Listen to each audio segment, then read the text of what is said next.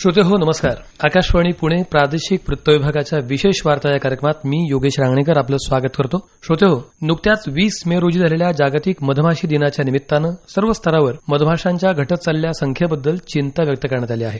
जैवविविधता टिकवून ठेवण्यात आणि परागीकरणाच्या प्रक्रियेत मधमाशांचं योगदान अनन्यसाधारण आहे. याच मधमाशी पालन विषयी आज आपण आपल्या आकाशवाणी पुणे केंद्राच्या स्टुडिओत आमंत्रित केलं आहे महाराष्ट्र राज्य खादी आणि ग्रामोद्योग मंडळाचे सभापती श्रीयुत रवींद्र साठे सरांना आणि मधमाशी संवर्धन आणि जागृतीसाठी कार्यरत असणारे पुण्यातले तरुण व्यक्तिमत्व अमित गोडसे यांना. यांच्या कामाची दखल नुकतीच पंतप्रधान नरेंद्र मोदी यांनी मन की बात या कार्यक्रमात घेतली आहे. या दोन्ही मान्यवरांकडून आपण आज जाणून घेणार आहोत मधमाशी पालन या विषयाची माहिती आणि महत्व. नमस्कार. नमस्कार. नमस्कार.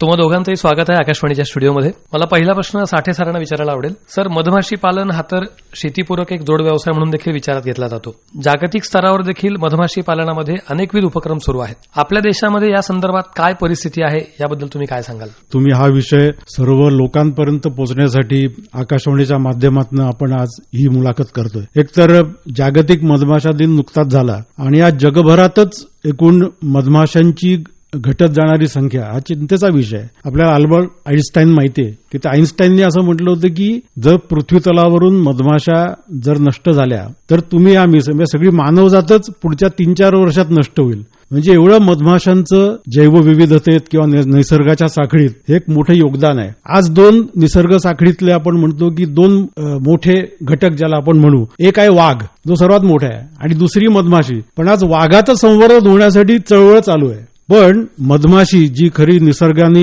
निर्माण केलेला एक अद्भुत असा कीटक आहे, अद्भुत असा घटक आहे, त्याचं संवर्धन करावं यासाठी मात्र त्या अर्थाने व्यापक प्रमाणात ही लोकप्रबोधनाची चळवळ होत नाही. आज जग त्या दृष्टीने प्रयत्न करत आहे, प्रयत्न होत नाहीत असं नाहीयेत. या एकूण मधमाशी पालनात आज जे काही देश पुढे आहेत त्याच्यात एक अमेरिका आहे, एक चीन आहे, अर्जेंटिना आहे, तुर्कस्तान आहे आणि मला सांगायला आनंद होतो की आपला भारत देश हा जगात 5व्या क्रमांकावर आहे मध उत्पादनात आणि पुढच्या काळात तो आणखी पुढे जाईल. कारण आपल्या देशाचे माननीय प्रधानमंत्री यांनी या देशात मधुक्रांती व्हावी म्हणून त्यांनी एक मिशन म्हणूनच हातात घेतलेलं आहे. त्यामुळे त्यांच्या नेतृत्वाखाली आपला देश नक्कीच प्रगती करेल. विशेषतः परागीकरणासाठी या मधमाशांचा उपयोग हा अधिकाधिक झाला पाहिजे आणि अनेक त्या योजना आहेत. मी पुढच्या काळात आपल्याला सांगेनच की काय काय आपण करतो आणि काय काय केलं पाहिजे. पण एक मोठ्या प्रमाणात लोकप्रबोधनाची एक व्यापक चळवळ मधमाशी संदर्भात ही होण्याची गरज आहे. आज त्याची नितांत गरज आहे. नक्की सर. दुसरा प्रश्न अमित गोडसे यांच्यासाठी. अमित सर, सॉफ्टवेअर कंपनीमधली तुमची गळेलठ्ठ पगाराची नोकरी सोडून तुम्ही मधमाशी संवर्धनाचं काम हाती घेतलं. हा निर्णय कसा होता आणि या क्षेत्राकडे तुम्ही कसे वळालात? आमच्या श्रोत्यांना प्लीज सांगा. सर्व श्रोत्यांना माझा नमस्कार. आणि सर्वप्रथम मी माननीय प्रधानमंत्री नरेंद्र मोदी आहेत त्यांचा मी आभार मानतो. त्यांनी आमचं नाव, आमचं कार्य जे आहे लोकांपर्यंत पोहोचवलं मन की बातच्या थ्रू, आणि त्यांचा खूप खूप धन्यवाद. आणि जेव्हा मी आयटी कंपनीमध्ये होतो आणि मी पुण्यात फ्लॅट घेतला होता पुण्यामध्ये आणि माझा जॉब मुंबईला होता, तर विकेंडला आमच्या घरी एक भलमोठं पोळं लागलं होतं आमच्या सोसायटीमध्ये आणि लोकांनी ते पेस्ट कंट्रोलनी त्या मधमाशा मारून टाकल्या होत्या घाबरून. तेव्हा मला खूप वाईट वाटलं होतं. आणखी सगळ्या माशांचा सडा जो आहे तो जमिनीवरती ग्राउंड फ्लोअर बेसमेंट मध्ये पसरलेला होता. तर मला फार वाईट वाटलं होतं की माणसाला शुद्ध मध त्यांच्या आयुष्यात हवंय पण मधमाशी नकोय. हा जो प्रकार आहे तो किती दिवस टिकेल? तर मला वाटलं की कोणीतरी या माशांसाठी काही करायला हवं, माशांना जीव वाचवायला हवं, कारण असं मारणं ठीक नाहीये. असंच आपण सगळे मधमाशा मारत राहिलो तर शुद्ध मध मिळणार नाही. आणि जेव्हा मी हे बघितलं तेव्हा मधमाशांचं मध सुद्धा मला माहित नव्हतं. तर त्यानंतर मी थोडं गुगल केलं, रिसर्च केलं मधमाशांबद्दल. तेव्हा मला लक्षात आलं की केंद्रीय मधुमक्षिका पालन केंद्र जे आहे अख्ख्या भारताचं केंद्र ते पुण्यामध्ये आहे आणि खादी ग्रामोद्योग जे आहे त्यांचं हेड ऑफिस ते महाबळेश्वरला आहे. मग दोन्ही संस्थांकडून मी ट्रेनिंग घेतलं, रिसर्च ट्रेनिंग घेतलं आणि तिकडनं मला लक्षात आलं की मधमाशांचं महत्व काय आहे. मधमाशांचं जे महत्व आहे ते फक्त मध, लोकांना फक्त 2च गोष्टी माहित आहेत, एक तर मध, दुसऱ्या मधमाशा स्टिंग करतात किंवा डंख करतात. तर या दोन्ही गोष्टीच्या पलीकडे सुद्धा मधमाशांचं जग आहे जे फार महत्वाचं आहे, ते आहे परागीभवन. मध जे आहे ते आपण सेकंडरी घेऊ शकतो पण परागीभवन सर्वप्रथम घेणं गरजेचं आहे. परागीभवन होणार नाही तर आपले खाण्याचे वांदे होतील. तर पुण्यामध्ये राहून मला लक्षात आलं, तो पण मी जॉब सोडला होता आणि फुल टाइम मधमाशांचं काम सुरू केलं होतं. आणि तेव्हा मला लक्षात आलं की केंद्रीय मधुमक्षिका पालन केंद्र अख्ख्या भारताचं पुण्यामध्ये असून सुद्धा पुण्यामध्ये मधमाशा मारल्या जात आहेत. तर अख्ख्या भारतामध्ये सिटीमध्ये, शहरी भागामध्ये मधमाशांची परिस्थिती काय असेल? तर ही परिस्थिती खूपच भयावह होती. आणि जेवढे पण गव्हर्नमेंट इन्स्टिट्यूशन आहे त्यांचं मेजर जे लक्ष होतं ते पेटीवाल्या मधमाशांकडे होतं, मधमाशी पाळा. कारण सगळ्यांचं ग्रामीण व्यवसाय असल्यामुळे सगळ्यांचं लक्ष पेटी वाचवण्याकडे होतं, पेटीमध्ये मधुमक्षिका पालन करण्याकडे होतं. पण जे शहरामध्ये ज्या मधमाशा आहेत त्यांचं संवर्धन होत नव्हतं. इथे सर्रास पेस्ट कंट्रोलिंग मधमाशा मारल्या जात होते. तर मी सुरुवातीला काम करता करता मग मी सिटीमध्ये मधमाशा वाचवायला लागलो, रेस्क्यू करायला लागलो, रिलोकेशन करायला लागलो. त्यानंतर लक्षात आलं की इथे खूप जास्त डिमांड आहे. तेव्हा डेटा पण नव्हता की शहरामध्ये किती मधमाशा लागतात, किती ठिकाणी लागतात, काहीच माहित नव्हतं. मी ब्लँक रीतीने यामध्ये उडी टाकली होती. म्हणजे मनात माझं असं होतं की मी काही चांगलं काम करतोय, चांगलं कर्म करतोय, ह्याचं फळ कधी चांगलं मिळेल, नक्कीच हेच फक्त विचार करून मी उडी टाकली होती. पण काम करता करता लक्षात आलं मला की या ज्या आग्या माशा आहेत किंवा जंगली ज्या मधमाशा आहेत ते शेतीपेक्षा जास्त शहरांमध्ये आहे. ही फार शॉकिंग गोष्ट आम्हाला लक्षात आली काम करता करता. मग तिकडे आमचा प्रवास सुरू झाला. छान. साठे सर, मधमाशी पालनाला प्रोत्साहन देण्यासाठी जसा तुम्ही मगाशी उल्लेख केला, केंद्र आणि राज्य सरकारकडून विविध योजना राबवल्या जातात. त्याबद्दल थोडी सविस्तर माहिती आम्हाला जाणून घ्यायला आवडेल. नाही, तर महाराष्ट्राचा विचार केला तर महाराष्ट्रात तसं 1946 सालापासूनच काम चालू झालंय. म्हणजे आज ज्याचा उल्लेख अमित गोडसे यांनी आता केला की जसं पुण्यात केंद्रीय मधुमक्षिका पालन संस्था आहे, तसंच महाराष्ट्र राज्य खादी आणि ग्रामोद्योग मंडळाचं आमचं मधसंचालनालय हे महाबळेश्वरला आहे. अच्छा. आणि त्याचं काम 1946 सालीच सुरू झालं, स्वातंत्र्यपूर्वीच. बरोबर. आणि नंतर मग हळूहळू ते मधसंचालनालय आपण खादी मंडळाने घेतलं. म्हणजे सगळ्या भारतात एकमात्र संस्था आहे मधमाशी पालनातली राज्याची अशी. त्यामुळे असं एकेकाळी ती होती. आज त्याचं स्वरूप थोडंसं अजून त्याला विस्तारित करायला पाहिजे, आम्ही त्याचे प्रयत्न करतोय. तर या केंद्राच्या माध्यमातून महाराष्ट्रात मधकेंद्र योजना एक सुरू झाली. तसं केंद्र आणि राज्य दोन्ही सरकारच्या योजना चालू आहेत. अनेक विभाग याच्यात कार्यरत आहेत. जसं पोकरा नावाची एक योजना आहे, नानासाहेब देशमुख कृषी संजीवनी योजना आहे, आत्मा योजना आहे, नंतर नॅशनल बी बोर्डची योजना आहे, नंतर हनी मिशन हे केंद्रीय खादी आणि ग्रामोद्योग आयोग त्यांची योजना आहे, आमच्या केंद्राची मधकेंद्र योजना आहे, वन विभागाच्या योजना आहेत, सामाजिक वनीकरणाच्या आहेत, आदिवासी मंत्रालयाच्या आहेत. तेव्हा असे वेगवेगळे विभाग हे मधमाशी पालकांना प्रोत्साहन देण्यासाठी वसाहतीचं वाटप करतात आणि त्यांना प्रोत्साहन देतात. आजच एक मला सांगावीशी गोष्ट वाटते सर्व श्रोत्यांना की हिमाचल प्रदेशातली एक सक्सेस स्टोरी, ज्याला यशस्वी आपण म्हणू, असं एका उद्योजकाची एक कहाणी आलेली आहे की ज्यांनी केवळ 1 लाख रुपये गुंतवले या मधमाशी पालनाच्या व्यवसायात आणि आज तो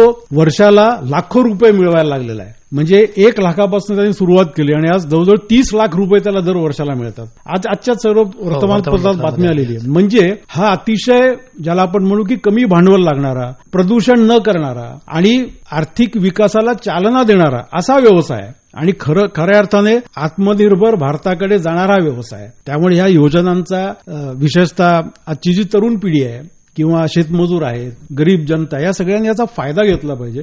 यातनं पर्यावरणाचं रक्षण सुद्धा होतं, तुमचा स्वतःचा सुद्धा रोजगार वाढतो आणि तुम्ही दुसऱ्याला सुद्धा रोजगार देऊ शकता.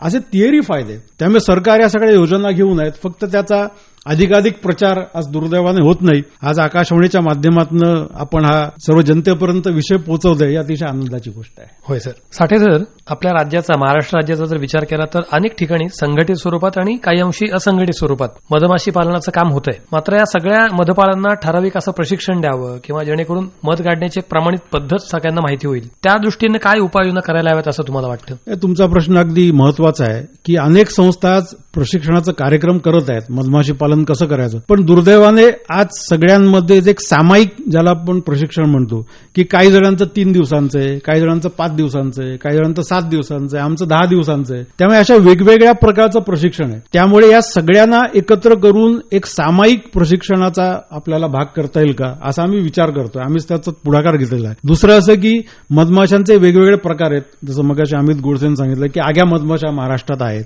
नंतर फुलोरी माशा आहेत, सातेरी माशा आहेत, नंतर मेलिफेरा या युरोपियन प्रजात आहे.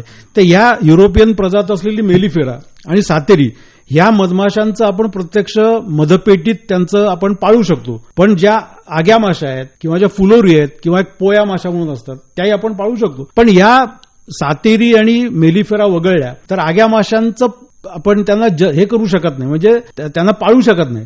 त्यामुळे आग्यांचं जतन, त्यांचं संवर्धन, त्यांच्या वसाहती कशा वाढवायच्या एक वेगळा विषय. त्यामुळे आग्या माशांकडे सुद्धा लक्ष देण्याची आवश्यकता आहे. त्याच्याकडे आम्ही लक्ष देतोच आहोत. विशेषतः आपल्या महाराष्ट्रातला आदिवासी समाज आहे हा चुकीच्या पद्धतीत पोळी काढतो, ती कापतो किंवा ती जाळतो, हो. जी अत्यंत अवैज्ञानिक ज्याला आपण म्हणू अशा प्रकारची पद्धत आहे. त्यामुळे ह्या सगळ्यांचं प्रबोधन करणं, आग्या माशा सुद्धा हे महाराष्ट्राचं खरं म्हणजे एक वैभव आहे. त्या अधिकाधिक जगल्या पाहिजेत, कारण त्या जंगलात राहतात, मुक्त असतात, आपण त्या पाळू शकत नाहीत, पण त्याचा मध अतिशय सुंदर असतो. त्यामुळे आग्या माशांचं प्रशिक्षण हा पुढच्या काळातला एक वेगळा विषय. सातेरी माशा या महाराष्ट्रातल्या स्थानिक आहेत, त्यामुळे त्यांचंही प्रशिक्षण हाही आमच्या मंडळापुढचा एक मोठा विषय, तोही आम्ही करणार आहोत. पण या मुख्यतः या सगळ्यांना एकत्र बसवून पुन्हा त्याच्यात महाराष्ट्रातली कृषी विद्यापीठ आहेत, महाराष्ट्रात 4 मोठी कृषी विद्यापीठ आहेत, कृषी महाविद्यालय आहेत बरोबर. किंवा कृषी विज्ञान केंद्र आहेत, या सगळ्यांची मदत घेऊन एक व्यापक प्रमाणात मधमाशी पालनाचं प्रशिक्षण कसं करता येईल याचा आम्ही पुढच्या काळात विचार करणार आहोत.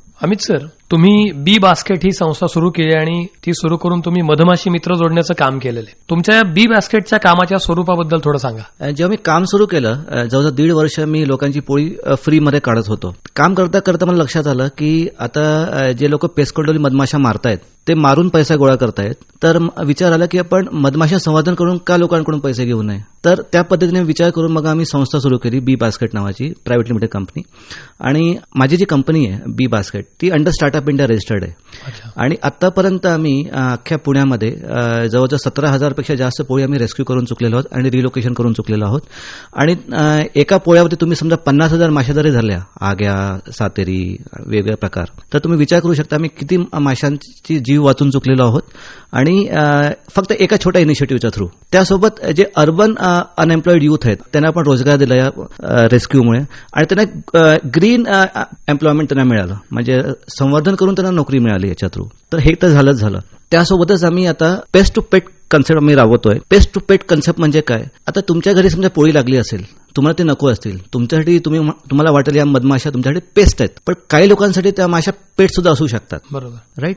आता बऱ्याच तुमच्याकडे पोळी लागतात, टॉयलेटच्या आतमध्ये पोळी लागतात, बर्ड हाऊसमध्ये लागतात, घराच्या आतमध्ये लागतात, ग्रिल्सवरती लागतात. तर लोक राहू शकत नाही टॉयलेटमध्ये पोळं लागलं असेल तर. मग पूर्वी काय व्हायचं, लोक पेस्ट कंट्रोलनी मधमाशा मारून टाकायचे. सातरी लागली असेल तर आम्ही ते काय करतो, त्या माशा काढतो, पेटीत भरतो. डिपेंड कुठली स्पीशीज आहे त्यानुसार. प्रत्येक माशांचं हँडलिंग टेक्निक वेगवेगळं आहे.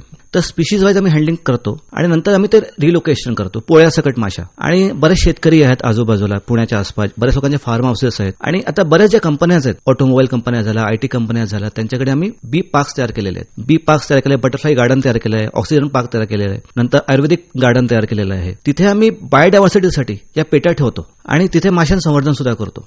जेणेकरून काय होतं, या ज्या कंपनीज जे आहेत त्यांना कार्बन न्यूट्रल होण्यासाठी एक त्यांना हातभार मिळतो. बरोबर. माशा पण मारल्या जात नाही आणि ज्यांना नको आहेत मधमाशा त्यांचा पण सॉल्युशन होऊन जातो. It's a win win situation to everybody. अगदी. साठे सर, मधमाशांना 12ही महिने फुलोरा लागतो, मात्र भौगोलिक परिस्थितीमुळे फुलोरा उपलब्ध नसल्यामुळे मधमाशांचं स्थलांतर करावं लागतं. या समस्येवर उपाययोजना करण्यासाठी काय करायला हवं? एक तर अगदी तुमचा योग्य प्रश्न आहे. मधमाशी म्हणजे आपल्याला माहिती आहे की आपण गाई, गुरं किंवा म्हैस ज्या आपण जनावरं पाळतो त्यांचा आपण खाण्याचा जो साठा आहे तो आपल्याला साठवून ठेवतो वर्षभर. बरोबर. त्यामुळे त्यांना खाण्याची तशी तदात नसते, कारण त्यांना आपण साठवून ठेवण्याची आपली एक पद्धती आहे. पण मधमाशीला हा निसर्गातला जिवंत फुलोरा लागतो, त्यामुळे वर्षभर फुलोरा मिळेल अशा प्रकारची झाडं ही आपण निर्माण केली पाहिजेत, ती लावली पाहिजेत. त्यामुळे सामाजिक वनीकरणाचा त्याच्यात मोठा भाग आहे, तर शेतकऱ्यांचाही मोठा भाग आहे. अनेकदा आपल्याला माहिती आहे की आपण पीक जास्त वाढण्यासाठी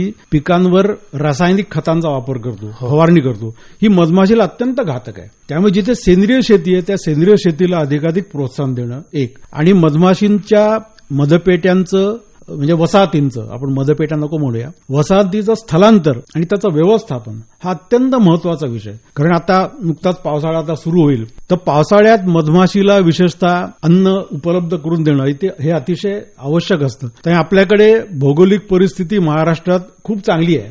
म्हणजे आपल्याकडे जंगल सुद्धा आहे, आपल्याकडे दुष्काळी भाग सुद्धा आहे. बरोबर. त्यामुळे त्याचं प्रमाण असं आहे की जेव्हा जंगलात फुलोरा असतो त्यावेळेला आपल्या पठार भागात किंवा शेती भागात त्यावेळेला खाद्य नसतं, आणि जेव्हा शेती भागात खाद्य असतं त्यावेळेला जंगलात खाद्य नसतं.